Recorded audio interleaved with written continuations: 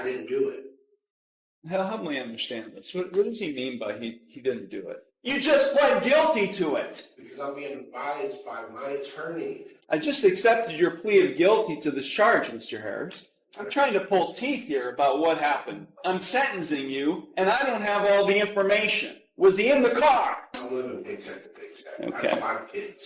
No one's letting me talk. This case is going to a jury trial. I'm vacating the conviction. You want your trial? You got it, Mr. Harris. This idiot defendant waited right up until the last minute to back out of his plea deal, and it was one of the biggest mistakes of his life.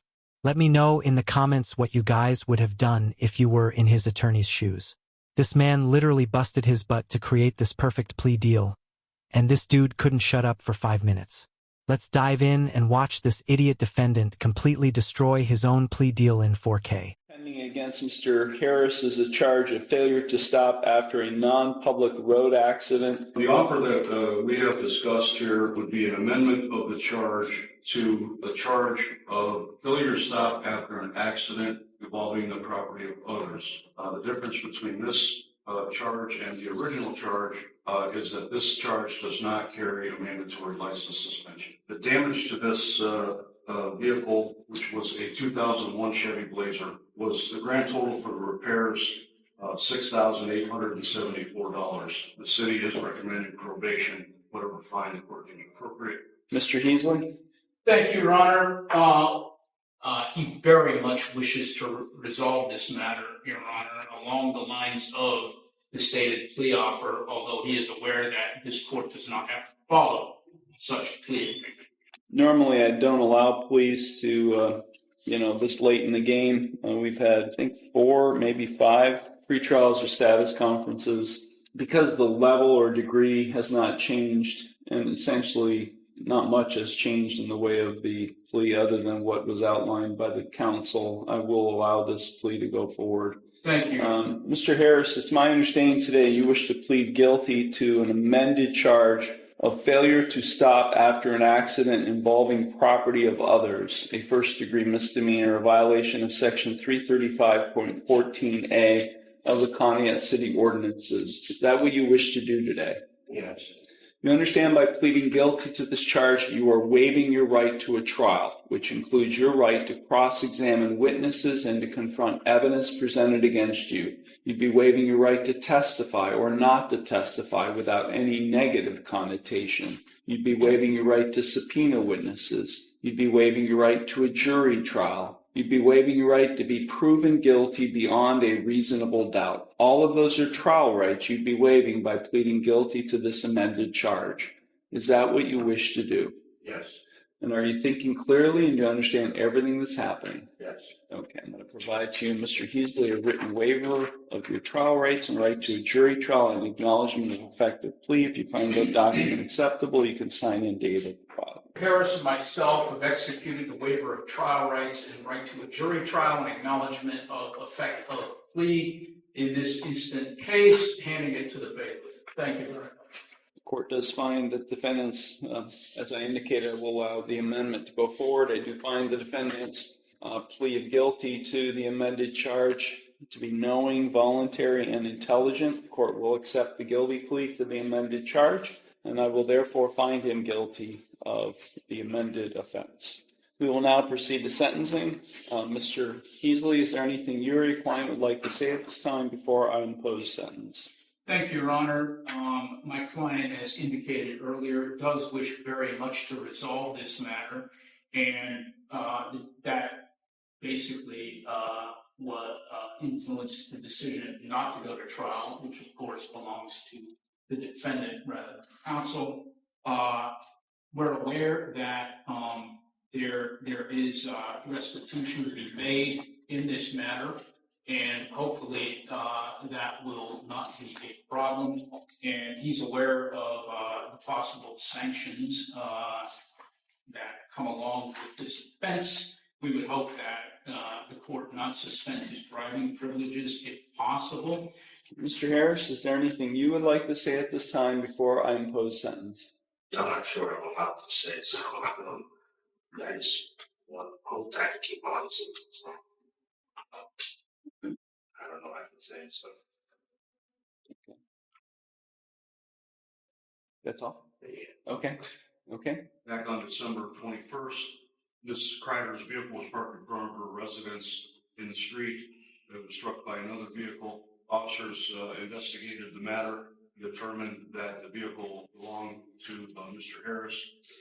And at that point in time, they found pieces of the vehicle that were there, including a piece of a Cadillac grill ornament. And they matched it to the front of Mr. Harris's vehicle, and it fit the piece of the Cadillac grill ornament fit perfectly. So that's how it was determined that Mr. Harris's vehicle was involved in the accident. Thank you. Ms. Kreider, is there anything you would like to say at this time before I impose sentence? No? Okay. Thank you. So I think if there's a restitution component being included in, it seems, because this was not a citation that was issued. This was a complaint filed with the law director. So I can't tell from the paperwork filed with the court whether he had insurance or not, but I'm assuming since restitution is a component of the sentence that there was no insurance? I was the one driving it, so Was there insurance on the vehicle? I don't know. I didn't do it, so I don't know. I didn't have the car in my possession. Help me understand this. What does he mean by he didn't do it? I'm sorry. We were prepared, Your Honor, although he does wish to resolve this matter according to the offer which was just recently extended to us with trial on this matter. But he has waived his rights to... I understand. Just tell me what happened. I understand. Just tell me what happened. I'd like to know what he's claiming happened. Another individual, Your Honor, was operating the vehicle at the time of the accident, not Mr. Harris. But he does wish to resolve the matter in lieu of trial. I just accepted your plea of guilty to this charge, Mr. Harris. I'm now in the sentencing stage. Okay, I understand, but I'm getting advised by my lawyer, so I'm not. That's what I said. I don't know what I'm allowed to say and not allowed to say. I'm trying to be respectful. The judge wanted to know regarding insurance on the vehicle. Cadillac I is get that. And I didn't have insurance on that vehicle.